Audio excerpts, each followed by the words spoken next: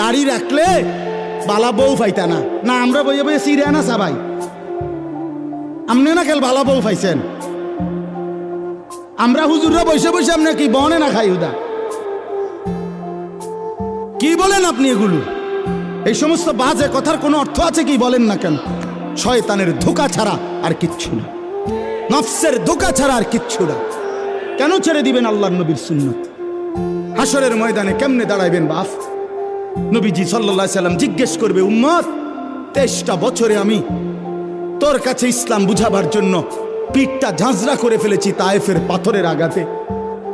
আমি পেটে 2টা পাথর বাঁধছি ক্ষুধার কষ্টে। আমি দান দান শহীদ করেছি উহুদের ময়দানে।